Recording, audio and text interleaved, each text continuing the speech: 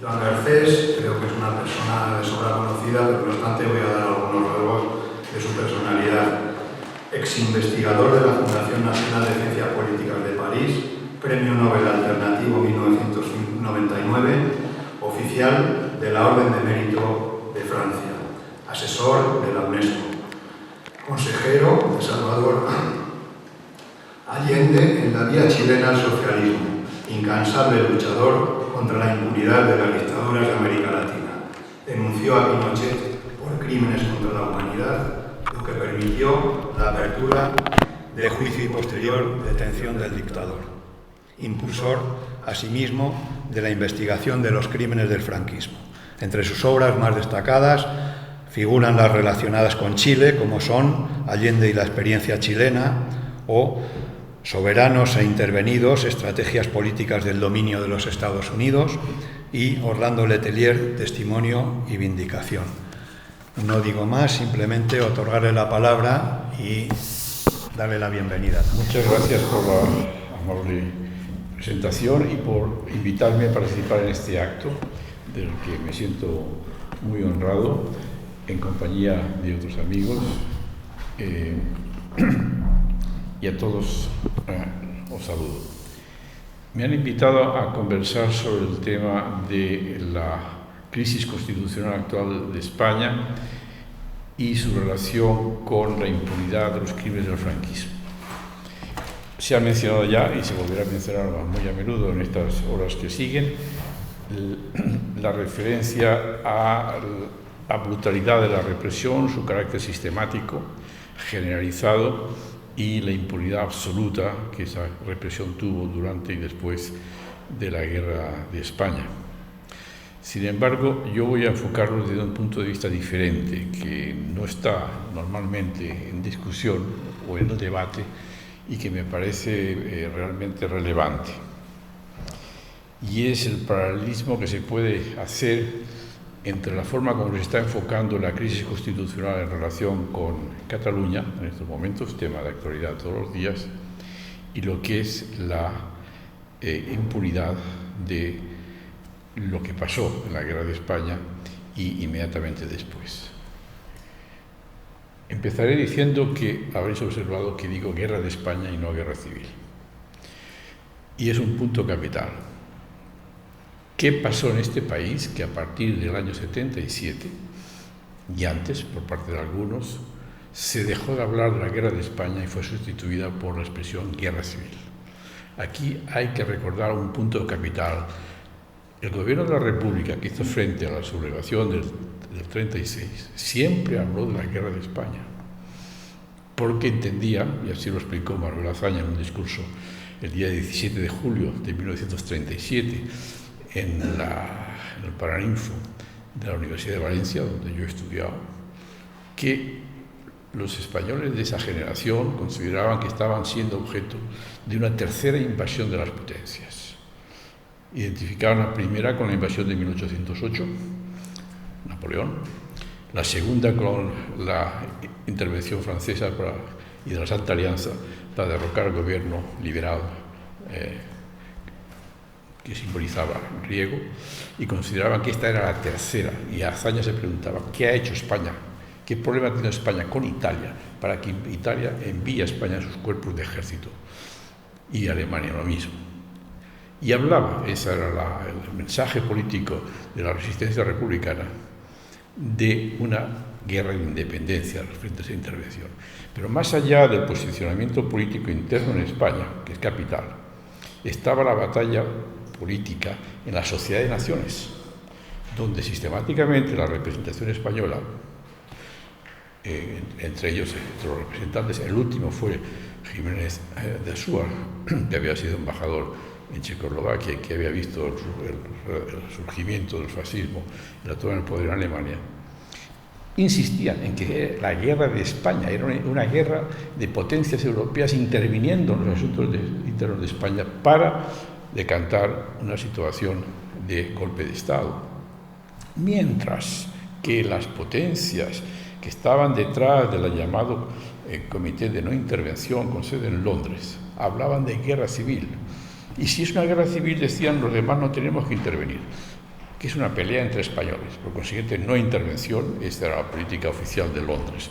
Detrás de esa expresión, guerra de España o guerra civil, estaba la posición de los sublevados apoyados por la intervención de Italia y Francia y la no intervención, entre comillas, de Francia y sobre todo el Reino Unido, y enfrente la idea de que esta es una guerra de España. El hecho de que, terminada la dictadura, este enfoque, las palabras detrás de ellas, las expresiones contienen referencias históricas y valores, no se olvidara, se borrara totalmente, era funcional ¿para quién? Precisamente para las potencias que intervinieron en España o que dejaron intervenir impunemente en España, abandonando la República a su suerte.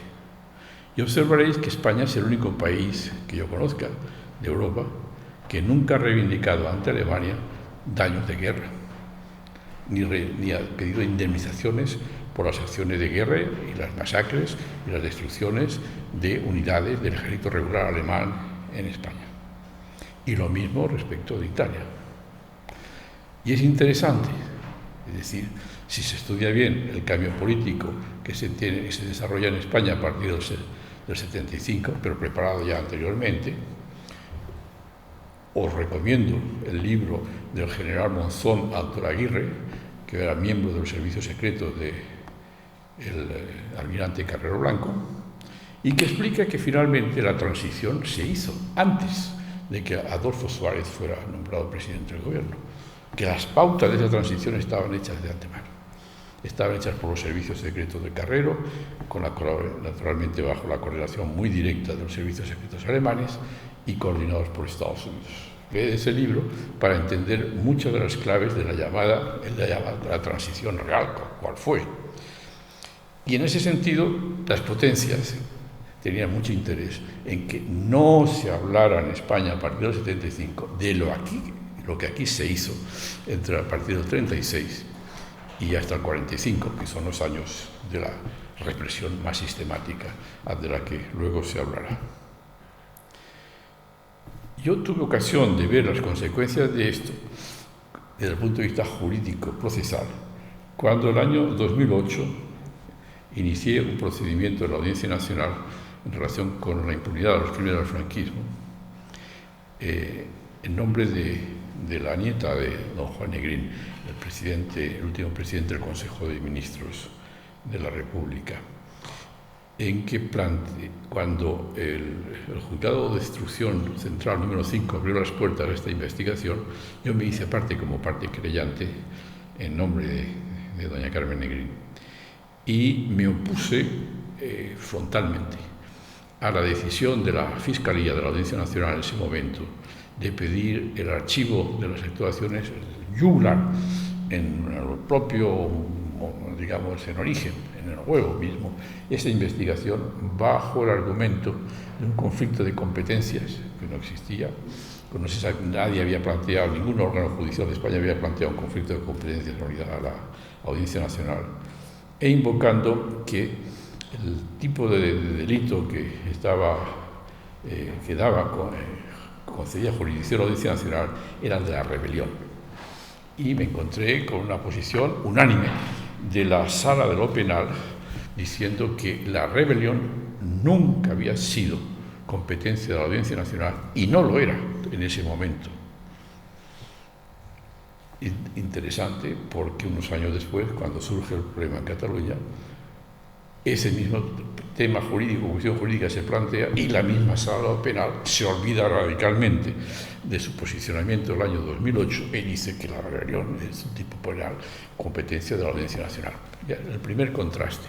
Pero naturalmente yo no me resigné, sino que apelé contra esa decisión de calificación jurídica de la competencia de la Audiencia Nacional ante el Tribunal Supremo, Sala Penal, que lo admitió a trámite. Lo elevé al Tribunal Constitucional, que consideró que no era una cuestión constitucional, y lo llevé al Tribunal Europeo de Derechos Humanos de Estrasburgo. Y es muy interesante la respuesta de Estrasburgo. No se toca el asunto español.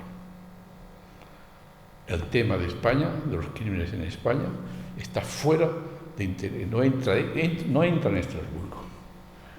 ¿Por qué? ¿Qué dijeron? Fue un argumento procesal, jurídico, que en circunstancias normales es perfectamente aceptable. España ratificó el Convenio Europeo de Derechos Humanos el año 78. Por consiguiente, 78, 88, 98, 2008, 30 años después, vienen ustedes a Estrasburgo a pedir que se investigue la impunidad de los crímenes en España. La justicia no puede, los tribunales no pueden estar esperando 30 años a que lleguen ustedes a pedir. Por consiguiente, inadmisión de plano. Y sucesivamente, todas las otras demandas que se presentaron no pasaban nunca la instancia de la admisión a trámite. Era una respuesta, en cierto, yo la califico de falaz, puesto lo que se estaba denunciando, al menos en mi recurso, no era tanto lo que pasó aquí en los años 30 y 40, como que en el año 2008, 2009, 2010 se negaban los tribunales a investigar los hechos. Era una violación del Convenio Europeo en ese momento, no en relación con los años en que ni siquiera existía el Convenio Europeo. Pero esa decisión de Estrasburgo coincide en el tiempo, semanas y fechas, con la decisión capital de la Sala Segunda del Tribunal Supremo del año 2012, en la que el Tribunal Supremo acuerda que no se podrá investigar ninguna tumba, ninguna fosa común, ningún cuerpo que aparezca en cuanto el juez de instrucción tenga conocimiento de que la persona que allí enterrada es una persona vinculada a la resistencia republicana o al ejército republicano o a los partidarios de la República. Es la famosa sentencia de 27 de febrero del año 2012 y el auto de 28 de marzo de 2012 que la aplica y que desde ese momento tiene cerrados los tribunales españoles. Pues bien, ese auto de 28 de marzo de 2012, que es el más importante, más inclusive que la sentencia, lleva una fecha que es unos días después de que el Tribunal de Estrasburgo, en el procedimiento que yo llevé, cerrara las puertas. Yo no tengo la prueba, pero desde el punto de vista de las deliberaciones internas del Tribunal Europeo, obviamente, pero las coincidencias de las fechas me hace pensar que cuando en la Sala Penal del Tribunal Supremo dicta el auto de 28 de marzo de 2012, por alguna vía sabe que ya se ha tomado la decisión en Estrasburgo de que no va a abrir ninguna investigación, porque los tribunales españoles se niegan a abrir esas investigaciones. Pues bien, el tema de la rebelión está por consiguiente presente tanto en el 36 como en el inicio del procedimiento de investigación en España, frustrado de la forma que acabo de describir en el 2008, como en estos momentos, en relación con la crisis constitucional española. Sin embargo, la crisis constitucional española me parece a mí, que es muy reductivo, el pensar que está exclusivamente y principalmente referida a la situación en Cataluña. Yo sostengo que no. Yo sostengo que la crisis constitucional española es anterior y que arranca de nuevo por la impunidad en relación con el no querer o el no poder abrir los ojos y preguntarse qué pasó en este país entre el 36 y el 39. Y pongo siempre un ejemplo, que por lo demás lo publiqué en un artículo que todo el mundo lo puede encontrar en Internet. Fue publicado el año 2016 en el diario.es, que se llama El derecho a decidir de los españoles, donde analizo la asunción de la jefatura de la Suprema de las Fuerzas Armadas Españolas en el año 75 y en el año 2016. El paralelismo extraordinario que hay. Franco designa como sucesor a un miembro de la familia real, pero esa sucesión él la asume en tanto que capitán general, Es decir, cuando fallece Franco el día 20 de noviembre del año 75, se hace pública la noticia en la mañana, y esa misma tarde el Consejo del Reino dicta una resolución nombrando a don Juan Carlos capitán general de los ejércitos de España. Tierra, mar y aire, terminología del momento. Y 48 horas después, con los símbolos y el uniforme de capitán general, asume como rey, es coronado rey. Por consiguiente, lo que se produce en el 75 es primero la transmisión del mando militar, y al jefe militar se le nombra rey, que es exactamente el procedimiento que se siguió en Salamanca el año 36, cuando los generales, la Junta de Generales que dirigía la sublevación, designa a Franco jefe máximo de los ejércitos y al mismo tiempo jefe de Estado. Es en su calidad de jefe de los ejércitos que se nombra a Franco jefe de Estado. En el año 75 es en calidad de capitán general de los ejércitos que 48 horas después se designa a Juan Carlos rey. Abdicación unos años después, un salto en el tiempo, abdicación de Juan Carlos. La transmisión fue, lo vimos todo en televisión, pero no he visto ningún comentario que diga que en el Palacio Real a las 9 de la mañana don Felipe fue investido de jefe de las Fuerzas Armadas, en presencia de los jefes militares de los 3 cuerpos del ejército, aviación y marina. Fue reconocido como jefe de las Fuerzas Armadas en ese instante. Se le fueron impuestas las insignias de jefe de las Fuerzas Armadas. Y ya después de ese acto se traslada a las Cortes, donde es proclamado rey. Es decir, se proclama rey al jefe de las Fuerzas Armadas. Se está siguiendo exactamente la misma secuencia temporal de una carga simbólica y constitucional extraordinaria, que es una violación de la Constitución vigente, puesto que literalmente dice en nuestra Constitución que el jefe de las Fuerzas Armadas es el rey. Es decir, es en la medida que eres el rey que eres el jefe de las Fuerzas Armadas, y no al revés, como se produce. Y lo simbólico coincide con los hechos que acabo de describir.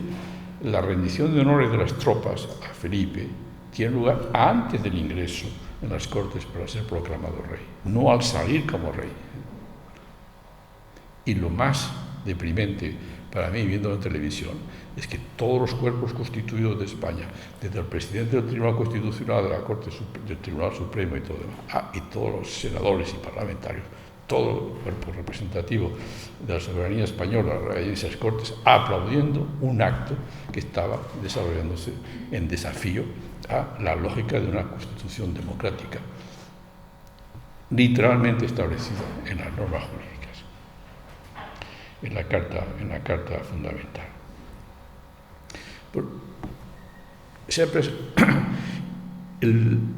La situación en Cataluña permite también una reflexión comparativa en la historia.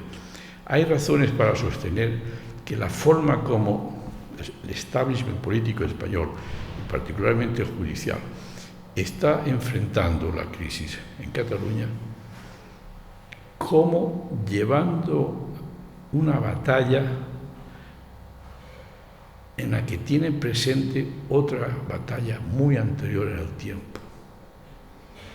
Está batallando hoy, en el año 2018 que estamos, pero cada movimiento que se está dando uno lo puede encontrar con su reflejo en una fecha muy determinada, 14 de abril de 1931. La Constitución vigente en ese momento es la Constitución de 1876, que no admite ninguna manera de reformarla. Es irreformable, no está prevista en la Constitución que pudiera de alguna forma ser reformada. Todo el mundo sabe que el domingo 12 de abril hay unas elecciones municipales en las que la coalición republicano-socialista gana por mayoría las grandes ciudades, no en el campo. En el campo ganan las candidaturas monárquicas. Y lo que vino después, lo conocemos igualmente por las imágenes, es que de una forma masiva, desde las Canarias a Baleares, desde Bilbao a Sevilla, los republicanos o los partidarios de la coalición que ha ganado esas elecciones salen a las calles suben a los ayuntamientos y proclaman la República. Es decir, la República del año 31 se proclama en la calle. ¿Cuál es la reacción del jefe del Estado en ese momento? Llamar al director general de seguridad y decir que restablezca lo que hoy llamaríamos el orden constitucional. En respuesta, ¿quién era el director general de seguridad el 14 de abril del 31?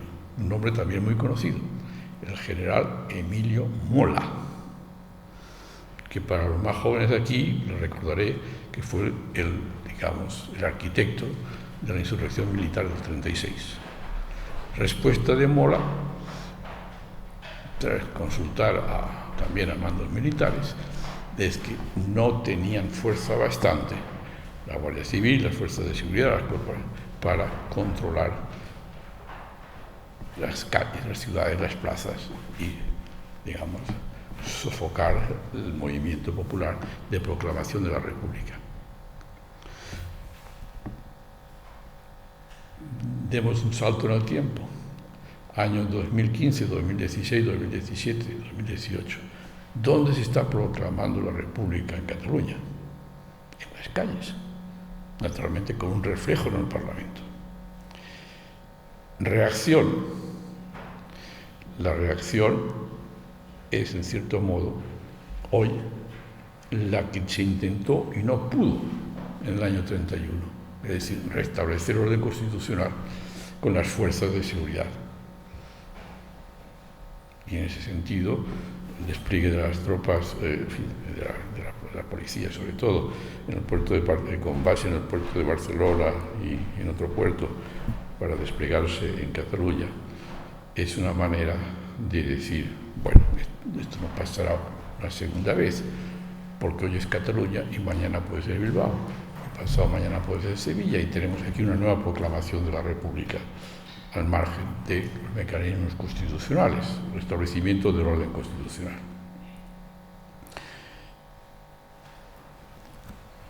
El argumento que se nos ha dado y se nos sigue dando es que España es un Estado de derecho y que tiene que hacer frente a esa situación. Yo digo sí, efectivamente, pero se olvidan que nuestra Constitución dice que España es un Estado social y democrático de derecho, y que Estado de derecho, pues con esa denominación está en todas partes, inclusive en los estados no democráticos. Y también la dictadura de Franco decía que era un Estado de derecho, tenía un sistema normativo y unos tribunales.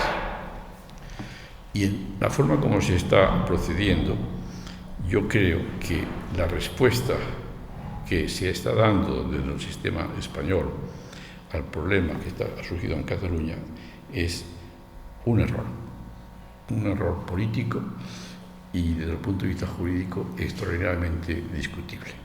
Es un tema que está sub iudice, por consiguiente yo no voy a profundizar mucho en ello porque cualquiera sabe que una resolución judicial, mientras no ha sido tomada, no existe, y menos ni siquiera notificada. Por consiguiente no puedo anticipar lo que será la decisión de la Sala Segunda. La puedo intuir, pero es una simple intuición, no hasta que no se produzca ese enjuiciamiento, esa sentencia, sería una especulación. Lo que sí sabemos es lo que tenemos, es decir, los autos de procesamiento. Y la actuación del fiscal general del Estado, señor de la Maza, frente a los acontecimientos en Barcelona del año 2017. Pues bien, se puede hacer también un paralelismo muy interesante en ver cómo lo que se está haciendo en estos momentos en España en relación con Cataluña es una adaptación de lo que se hizo en el año 34 frente a la proclamación en Barcelona por el presidente de la Generalitat, don Lluís Companys, de la República Catalana dentro de la Federación, de la República Catalana dentro de la República Federal Española. Lluís Companys no era un separatista, era un autonomista y proclama la República Catalana dentro de la República Federal Española y llama a las izquierdas españolas, a las fuerzas que se oponían al gobierno de la derecha de ese momento, del Llagú y de la Cera, a formar en Barcelona un gobierno de España, de la España federal republicana, de toda España, frente a lo que entendían que era la política antirrepublicana que se implementaba desde Madrid. Y en ese momento en que está queriendo asumir la representación de todas las fuerzas republicanas de toda España, no es una proclamación de independencia como se nos dice, llama al capitán general, en ese momento se llama jefe de la división orgánica con base en Barcelona, que era el general Batet, y le dice que se ponga a sus órdenes, puesto que está asumiendo la dirección del conjunto del Estado español. Y el general le responde que él obedece órdenes del Estado Mayor del Ejército, cuyo jefe de Estado Mayor, año 34, también es conocido, se llamaba Francisco Franco. Las órdenes que da Francisco Franco en ese momento al general Batet es de tomar la Generalitat a cañonazos, a la fuerza. El gobierno de Companys, con un centenar de Mossos de Escuadra, se había parapetado dentro del Palacio de la Generalitat. Y Batet le contesta de que está negociando una entrega sin víctimas y que le den de tiempo a esa conversación, estas órdenes del jefe del Estado Mayor en la noche del 6 al 7, que le den de tiempo hasta el día siguiente para conseguir la rendición sin que haya víctimas en Barcelona, en relación con la Generalitat. Y Franco insiste que se tome la Generalitat por la fuerza. Y Batet aguanta. Y a las 7 u 8 de la madrugada se rinde Companys, todos los miembros del gobierno y los que estaban allí son detenidos y llevados a un barco en espera de juicio. Bien, ahí hay dos maneras de enfrentar el problema en Cataluña: la manera del jefe del Estado Mayor y la manera del general de la división orgánica. Pero según se sigue una u otra, el desenlace es distinto y las proyecciones de futuro para ese instante y para las generaciones futuras también son diferentes, indudablemente. Si Batet se toma la Generalitat a sangre y fuego, habría habido muchas víctimas y las circunstancias hoy en día se verían de manera distinta.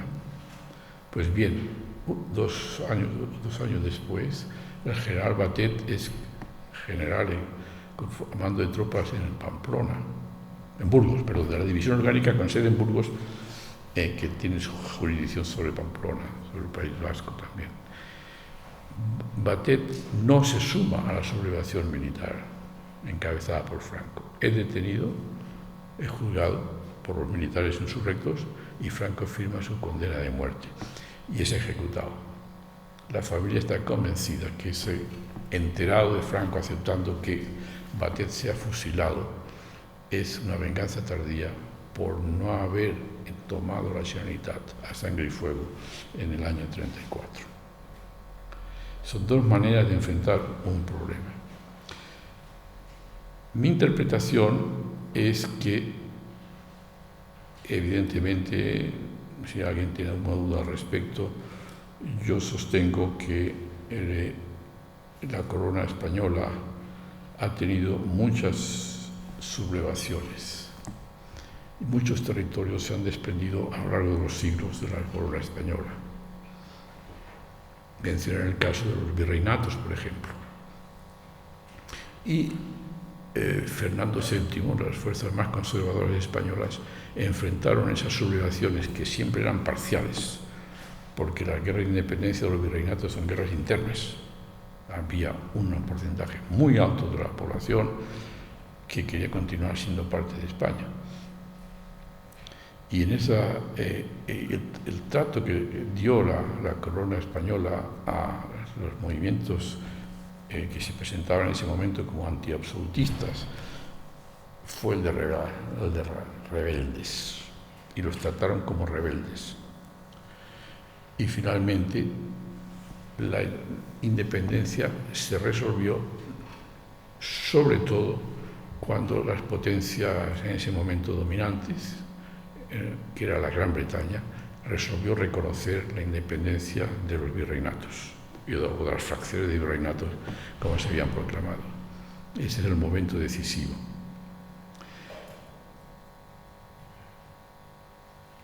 El tratamiento de rebeldes en el caso catalán hoy en día,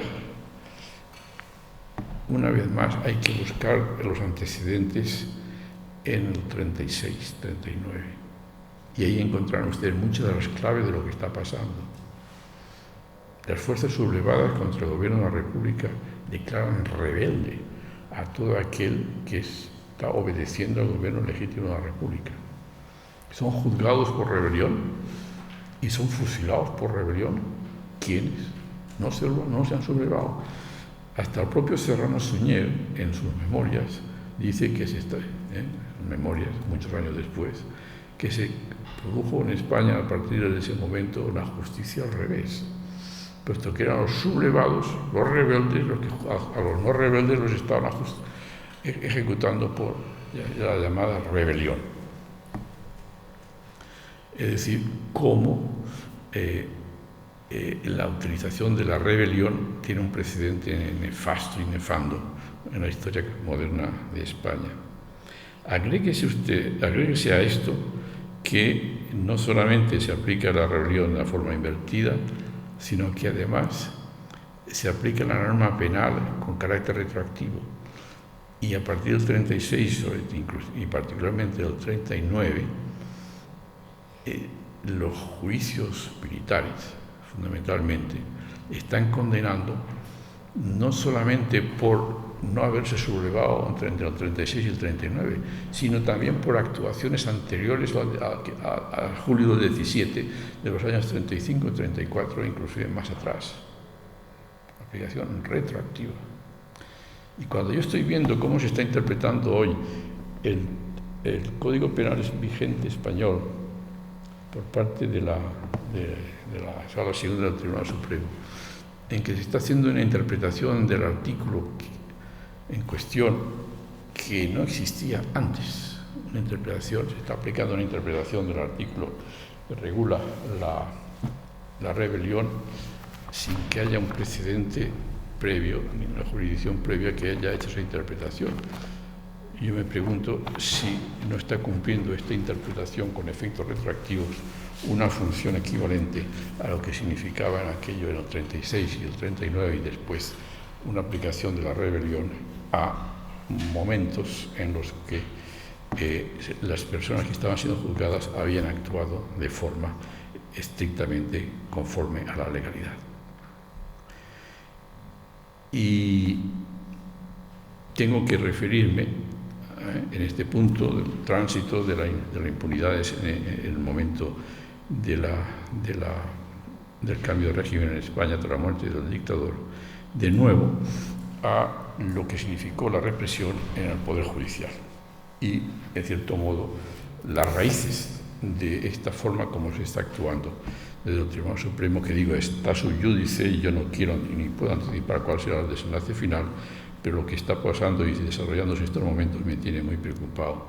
Simplemente indicaré que cuando entran las tropas de Franco en el Tribunal Supremo, en las Salesas, en Madrid, lo que vino después se lo voy a resumir. Dos magistrados, solamente refiriéndome a magistrados del Tribunal Supremo, imagínense lo que pasaría en los escalones inferiores. Dos magistrados del Tribunal Supremo fueron fusilados, don Francisco Javier Elola y don Fernando Berenguer de las Cajigas. Fueron condenados a penas de cárcel superior a 6 años el magistrado Rodríguez de los Ríos, Aranda García de Castro, Uribarri Mateos, González Llana, Diego Medina. Fueron expulsados del Tribunal Supremo los magistrados titulares Fernando Abarrategui, presidente de la Sala Segunda, José Antón Oneca, que era catedrático de Derecho Penal, don Mariano de Azcoiti y Sánchez Muñoz, don Salvador Díaz Berrío y López, la señora Abarrategui Pontes, el señor Iglesias Portal, el señor De Paz Mateos, el señor Aragonés Champín, el señor Fernández Clérigo, el señor Fernández Orbeta, el señor Fentanes Portela, el señor Gil Tirado. Y fueron expulsados los abogados fiscales, que se llamaba entonces, del Tribunal Supremo, los excelentísimos señores don Juan García Romero de Tejada y don Antonio Vierna. Y tuvieron que salvar la libertad y la dignidad en el exilio otros magistrados del Tribunal Supremo, don Mariano Gómez en Argentina, don Demófilo de Buen, catedrático de Derecho Civil, se refugió en México, el señor Aragonés Champín, después de la cárcel, se refugió en México, don Luis Fernández también en México, el señor Gil Tirado en Francia, don Francisco López en Cuba y México, el señor Pérez Jofre en México, el señor Balbontín Gutiérrez en Inglaterra y México, el señor Enjuto Ferrán en Puerto Rico, el señor Granados Aguirre en México, el señor Pascual Leone en México, el señor Terrer Fernández en Francia, el señor Álvarez Martín en Francia y el fiscal del Tribunal Supremo, don Eduardo Ortega y Gasset, hermano del filósofo, refugiado en Cuba y Venezuela, donde murió en el exilio. He mencionado todos estos nombres, uno por uno, porque nunca hasta la fecha el Tribunal Supremo Español los ha mencionado. No hay un solo acto, una sola actuación, una sola en el que el Tribunal Supremo Español haya hecho mención de lo que yo acabo de indicar. El tribunal, si ustedes, quien entren al Tribunal Supremo por la puerta principal y sube la escalera central, verá una inscripción en el muro con los presidentes del Tribunal Supremo desde fines del siglo XIX hasta hoy. Cuando llegan al 36, aparece el nombre del Tribunal Supremo nombrado en Burgos. Es decir, el Tribunal Supremo actual se considera, viendo Sarabia, descendiente del Tribunal Supremo nombrado por los sublevados en Burgos. Por esta razón, estos nombres nunca han sido objeto ni siquiera de la más mínima evocación, ni conmemoración, ni validación por parte del Tribunal Supremo Español. Al contrario, les voy a leer las palabras del ilustre don Eduardo Díbar, padre de don Carlos Díbar, hasta hace poco presidente del Tribunal Supremo Español, en julio del año 44, cuando toma juramento a la primera promoción de la Escuela Judicial. Palabras pronunciadas por el presidente de la Sala Tercera del Tribunal Supremo, don Eduardo Díbar. Esta es la filosofía jurídica de la alta magistratura que sucede a aquellos que acabo de mencionar como fusilados, encarcelados o exiliados. Palabras literarias. Dijo en la transcripción en la revista del Ministerio de Justicia, llamada Justitia, del junio del 44, dijo que la carrera judicial es jerárquica y afecta al poder constituido, y que el juramento que se presta al ingresar en ella no es meramente ritual, sino un juramento de adhesión incondicional al caudillo. Y a continuación el señor Aunós, ministro de Justicia, pronunció las siguientes palabras, literal: nada tan satisfactorio para quien ostenta la suprema jerarquía de la justicia española en el gobierno del caudillo como asistir a un acto como este, en que una selección de jóvenes celebra la obtención de los lauros que les consagran como nuevos milites de la judicatura española, juventud forjada en la cruzada nacional bajo los victoriosos pliegues de la bandera que tremoló nuestro caudillo. Formáis parte de esa juventud que empuñó las armas al conjuro de Franco, ese capitán iluminado que para sublevar a los españoles se nos aparece como el gran restaurador de la justicia española. El caudillo y el movimiento tienen a la justicia como pivote esencial de su actuación gobernante. La justicia tiene deberes políticos ineludibles en el actual Estado español. No podría la justicia desarrollarse si situase fuera de una órbita política que es tan esencial para la nación como para los astros, la de su curso sideral. Tengo fe en el porvenir de la judicatura española, porque la tengo también en el caudillo, que nos dirige, y en su Estado. Vosotros debéis prometer fidelidad efectiva a España y al caudillo. Y una gran salva de aplausos premió las palabras del ministro de Justicia, señor Aunós. Ahí ven ustedes la justicia al servicio del poder político establecido en la forma que se estableció.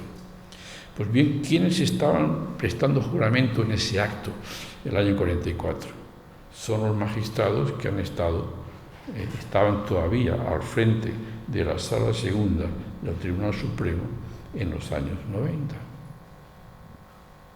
más de 20 años después de la muerte de Franco. Voy a dar algunos nombres que los juristas aquí presentes los encontrarán en la jurisprudencia. Don Luis Vivas Marzal, que combatió en la División Azul y que llegó así a la Sala de Segundo del Tribunal Supremo. Don Mariano Gómez de Liaño, don Manuel García Miguel, don Carlos Bueren, don Martín Jesús Rodríguez, don Fernando Díaz Palos, don Bernardo Francisco Castro Pérez. Y todas las promociones sucesivas de la magistratura, hasta la muerte de Franco, año 75, hicieron el juramento de lealtad al caudillo y acatamiento a los principios fundamentales del movimiento nacional. Concretamente, los principios del movimiento nacional, que la ley de 17 de mayo del 58 definía así: yo, Francisco Franco Bahamonde, caudillo de España, consciente de mi responsabilidad ante Dios y ante la historia, en presencia de las Cortes del Reino, promulgo como principio del movimiento nacional, entendido como comunión de los españoles en los ideales que dieron vida a la cruzada, y en su virtud dispongo, artículo 2, todos los órganos y autoridades vendrán obligadas a su más estricta observancia. El juramento que se exige para ser investido de cargos públicos habrá de referirse al texto de estos principios fundamentales. Esto significa que los magistrados de la Sala del Tribunal Supremo, hasta el año 2008, en que llegó esta primera acción judicial para abrir los tribunales españoles a la impunidad en el franquismo, estuvo formada por personas que prestaron este juramento. Cuando yo presenté mi demanda en contra de esa resolución de la Sala de lo Penal que se negaba, que se impedía al Juzgado Central 5 llevar adelante la investigación, yo recusé a los magistrados de la Sala Segunda para resolver ese recurso, porque 2/3 de esos magistrados habían prestado este juramento.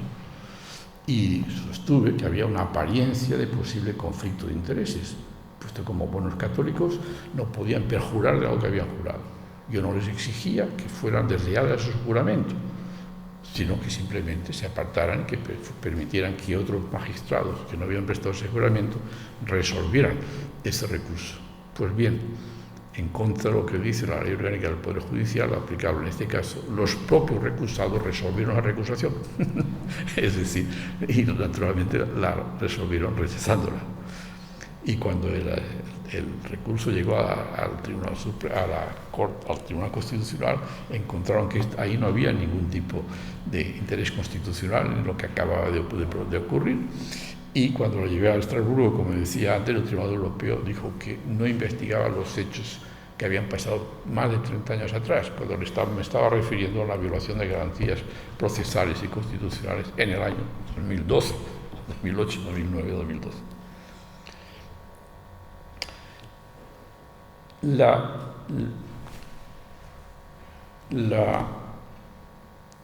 reflexión me lleva a otra dimensión que está arraigada igualmente en ese momento del cambio de régimen y el no mirar qué ha pasado en este país y por qué hemos llegado al año 77 en las circunstancias que hemos llegado y por qué están pasando los acontecimientos que se están produciendo en el año 77.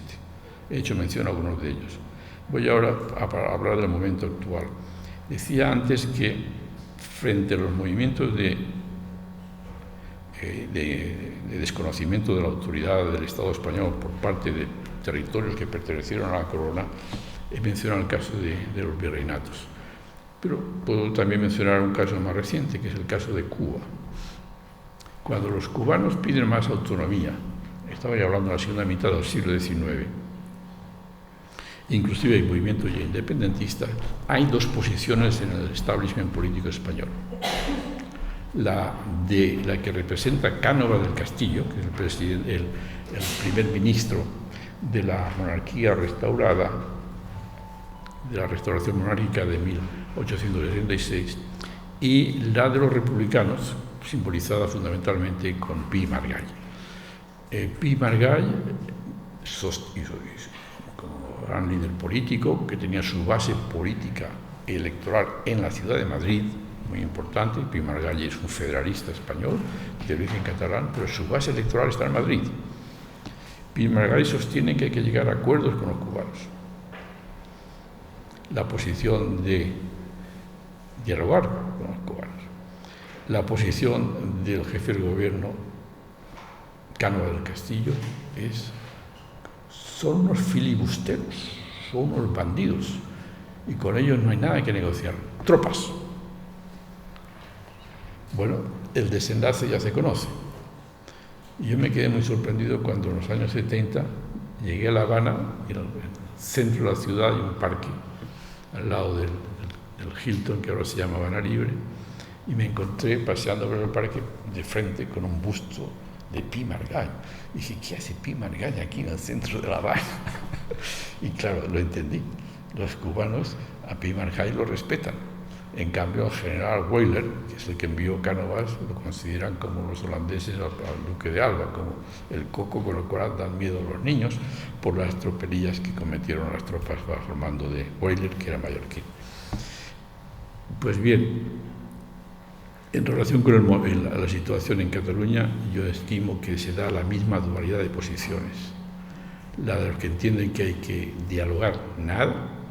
Simplemente apliquen ustedes el Estado de Derecho olvidándose de la dimensión social y democrática, y la de los que entienden que no, que hay que dialogar y que hay que salvar naturalmente el entendimiento entre los pueblos de España, porque a diferencia de lo que pasaba en las evocaciones históricas que acabo de hacer, el gran peligro en estos momentos para la unidad del Estado español, el motor que existe hoy y que no existía en los siglos anteriores ni en las décadas anteriores, y que por consiguiente está constantemente rodando y que puede desembocar en una desintegración del Estado español, es un motor del que nadie habla, y es el de la Unión Europea. La Unión Europea tiene como uno de sus metas la cesión progresiva de instrumentos de soberanía a un centro ajeno al Estado-Nación.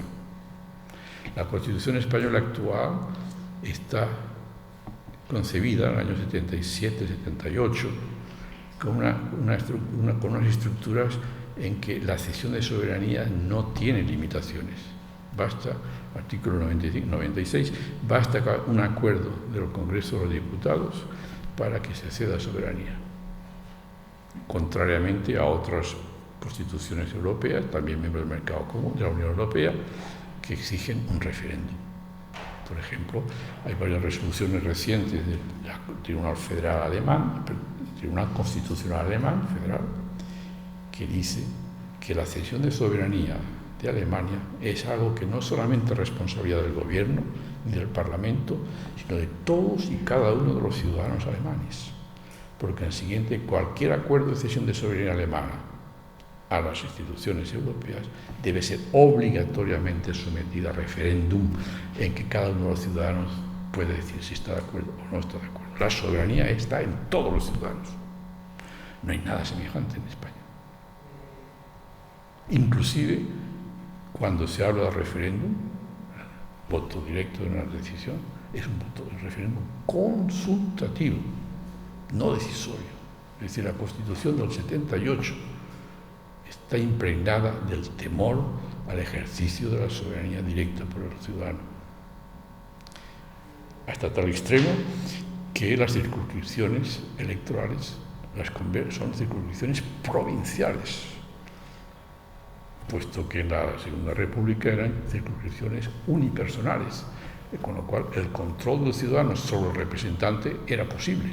Hoy en día ningún ciudadano aquí presente tiene más mínimo capacidad de control sobre el senador que representa a su provincia o el diputado que representa.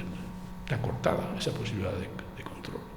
Agréguense a eso las listas cerradas y bloqueadas, dirigidas por jefaturas políticas que de manera omnímoda deciden quién van esas listas, con lo cual los diputados y senadores que allí se sienten obedecen al jefe, no a sus electores, puesto que volver a estar en las listas depende de la voluntad del jefe, nunca de sus electores. Todo esto está articulado y tramado. Y en estas circunstancias, si uno lee la prensa, no hace falta estar en las reuniones de los consejos, observa que en el establishment político español hay como una fatiga de la independencia en cuanto a soberanía real. Constantemente se está pidiendo que las instancias europeas asuman más facultades. Ya tienen el control de la moneda, pero se pide que tengan también el control de los presupuestos de una manera más amplia de la que tienen actualmente, que es a posteriori, que sea preventiva. Se habla igualmente de una unificación bancaria, toda una serie de medidas que inevitablemente suponen que el Estado como tal pierde más y más facultades. En esas circunstancias, visto en el contexto actual, un movimiento de una fracción de la población catalana que busca la secesión, tiene una opción que no tuvieron nunca antes quienes buscaban la secesión en Cataluña, y es formar parte de la Unión Europea como Estado independiente. ¿Para qué necesitan Madrid? Pasar por Madrid.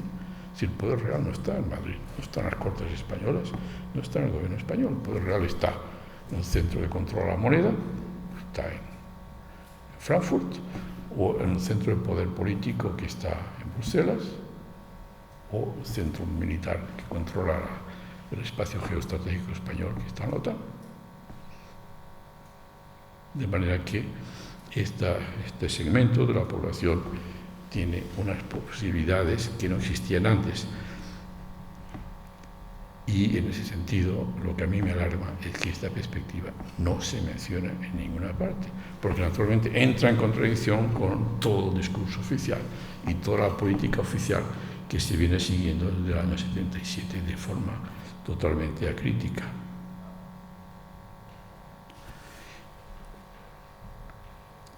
En esas circunstancias, el riesgo real de que haya una desintegración no depende ya solamente de la situación en España, sino de los acuerdos, una vez más, de las potencias. Como decía antes, la independencia de América, de los virreinatos, se consolida en el momento en que el primer ministro Canning del Reino Unido decide reconocer esa independencia. Hasta ese momento eran provincias rebeldes. Toda la estrategia de los independentistas en Cataluña va dirigida justamente a encontrar, buscar y promover ese reconocimiento por parte de algunas potencias europeas.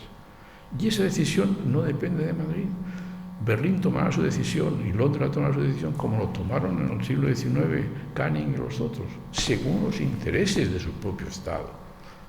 Canning en sus memorias lo dice: cuando yo fui a la Cámara de los Comunes en los años 1825-26, es decir, ya las primeras proclamaciones de independencia de los virreinatos son en 1810, estamos en más de 15 años, 16 años después. Canning dice: yo pedí la independencia, pero no dije por qué. Ya era en 1823. 23. Di luz al nuevo mundo para que el viejo mundo no recuperara el control del nuevo mundo, porque la Santa Alianza, a través de Fernando VII, quería recuperar el control de los virreinatos a las potencias europeas. Y la Gran Bretaña, que era la que arbitraba en ese momento, entendió que era de su interés que Austria-Hungría, Rusia, la Francia posrevolucionaria no recuperaran el control del Nuevo Mundo. Por esa razón reconoce la independencia del Nuevo Mundo. ¿Y quiénes gobernarán Alemania en 6 meses más, o en 2 años más, o 3 años más? Eso nadie lo sabe. ¿Qué fuerzas políticas serán las dominantes en el Reino Unido o en el propio Estados Unidos, que estamos viendo cómo han entrado en una etapa nueva en cuanto que las bases que dieron lugar a la OTAN y a la propia unidad europea se han desmoronado? Entonces, lo que ustedes ven en todo momento, dice el señor Trump está diciendo A, X y Z y le agreguen los adjetivos que ustedes leen en los periódicos. No. Un presidente de Estados Unidos, por más presidente que sea, no podría decir lo que está diciendo y haciendo lo que está haciendo si no tuviera dentro de su país un apoyo real a esas proposiciones. Y la realidad es que los pilares sobre los cuales eso se construyó la Europa donde nosotros hemos nacido a partir del 45 y que dan origen a la OTAN y que dan origen a la Unión Europea, que tiene a Estados Unidos como motor, no visible, pero sí como motor que está animando toda la dinámica de unidad europea, son tres pilares que han desaparecido. El primer pilar es enfrentar a la Europa occidental con el bloque soviético. Ese pilar se hundió en 1990. El segundo pilar era, a través de una Europa unida, mercado común, etc., de orientación capitalista, tener sofocados a los partidos obreros de los países de Europa occidental, los comunistas que estaban en el gobierno en Francia 44-45 o en Italia 46. Los partidos comunistas están destruidos en Europa occidental. Y el tercer pilar era mantener a Alemania dividida, la Alemania comunista, la Alemania capitalista. Ese tercer pilar también desapareció en 1990. Fueron que los tres pilares del edificio construido en 45 hoy no existen. Agreguen a eso la emergencia de nuevas realidades geoestratégicas, como es particularmente la China, el entendimiento ruso-chino, que tampoco existía hasta hace 2 o 3 décadas, y las circunstancias de ese cambio de contexto explica por qué salen de Washington las iniciativas y las palabras que desconciertan a nuestros establishments políticos en este país y en otros países. De todas maneras, Estados Unidos tomó esa decisión en el 45 en función de su visión estratégica y toma esas decisiones que hoy está haciendo públicas en la reunión de la OTAN que se desarrolla en estos momentos, también en función de sus intereses, porque esa es la facultad de la potencia hegemónica.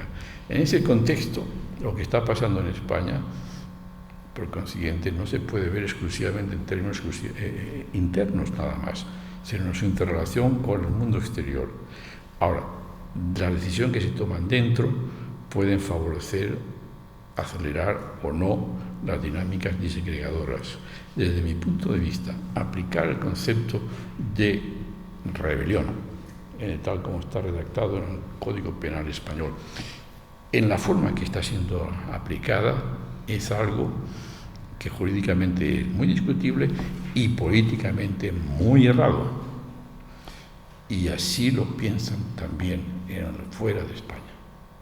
Hoy leo en los periódicos que el Consejo General del Poder Judicial pide al gobierno español que interceda en Bélgica porque un juez belga quiere citar a declarar al magistrado instructor del Tribunal Supremo Español, ofensa a la soberanía judicial española, agréguenle todos los adjetivos que quieran. Bueno, es una realidad, está en los periódicos, no lo digo yo, es un hecho.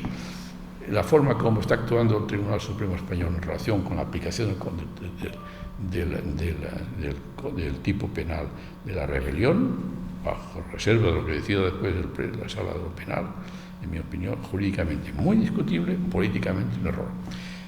El encarcelamiento de los líderes políticos catalanes, jurídicamente muy discutible, políticamente un error. Una vez más, la discrepancia de criterio de Pi Margall frente a los cubanos y del señor Cánovas. Bueno, pero yo pienso que, en conclusión, todo lo que está pasando hoy en día tiene sus raíces, como no puede ser menos, en el pasado próximo o más o menos remoto. Pero lo que yo intento mostrarles de una forma muy sintética, en función de aquí tengo una selección de documentos que sí podríamos profundizar cada uno de estos temas, es que la forma en la cual la impunidad se impuso no solamente en los años 75 y a partir del 77, no solo afecta a las personas físicas reprimidas, torturadas, desaparecidas, confiscadas, ejecutadas, etcétera, sino también al propio concepto de España, de su presente y de su capacidad de sobrevivencia en el futuro. Nada más.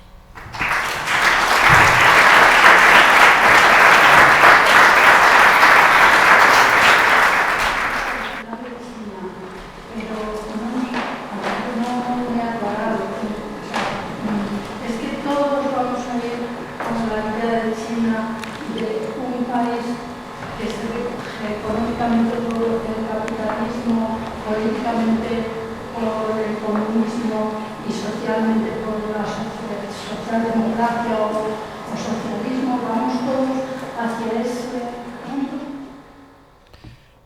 Bueno, hacia dónde vamos y dónde llegaremos, eso está por decidir, evidentemente. La China, yo la menciono porque hace 20 años atrás, y sobre todo cuando se produce el cambio político en España, no tiene la relevancia que tiene hoy, desde el punto de vista económico en particular. Y en segundo lugar, en los años del cambio político en España, en los años 70, China está enfrentada con la Unión Soviética. Y ese enfrentamiento chino-soviético de los años 70 es básico para la política internacional. Ese enfrentamiento hoy no existe. Al contrario, hay acuerdos privilegiados de carácter estratégico entre Rusia, la Rusia actual, y la China. Y eso es lo que cambia todo el espectro geopolítico mundial, junto con la capacidad económica de la China. Agregue usted a eso que el ir hacia ahí, pues, eso dependerá de los pueblos del mundo, pero la China no va empujando en ese sentido.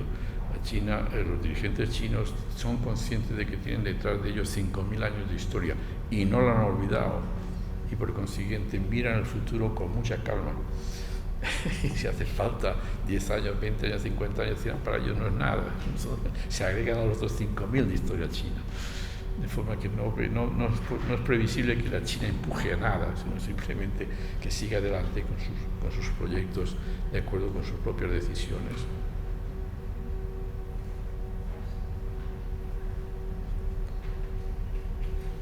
¿Ha quedado una duda?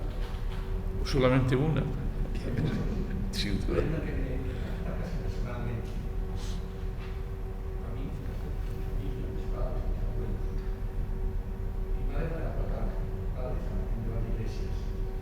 Entonces, esa idea de que en España no ha habido gratuismo respecto del acuerdo, pero no solo hubo una invasión por parte de Alemania, sino hubo una agresión contra el pueblo español por parte de unos militares, pero eso no fue una guerra civil de españoles contra españoles, sino fue una guerra civil de unos señores que dieron un golpe de Estado brutal contra los españoles.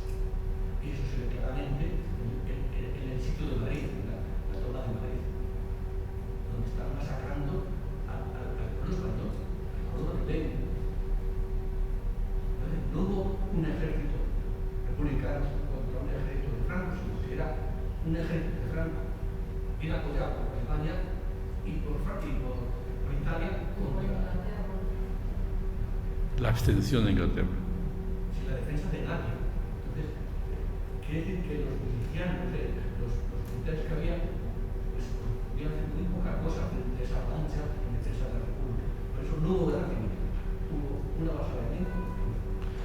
Hubo un enfrentamiento interno que estuvo sobredimensionado por una intervención extranjera.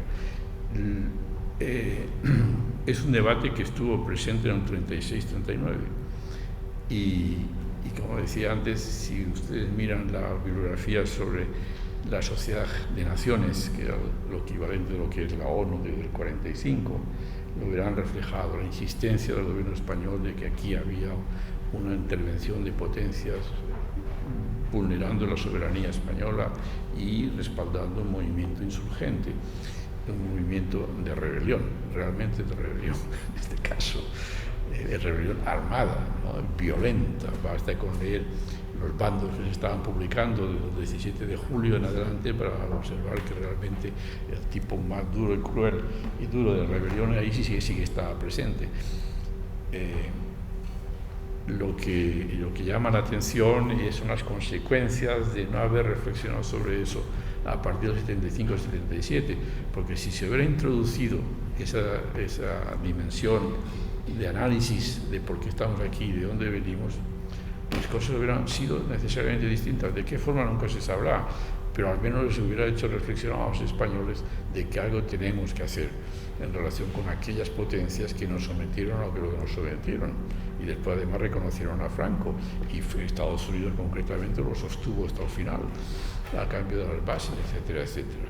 Es decir, era darle una dimensión española, estatal, a esa resistencia de la ciudadanía española al 36-39 y al sufrimiento que siguió a partir del 39 con la larguísima represión.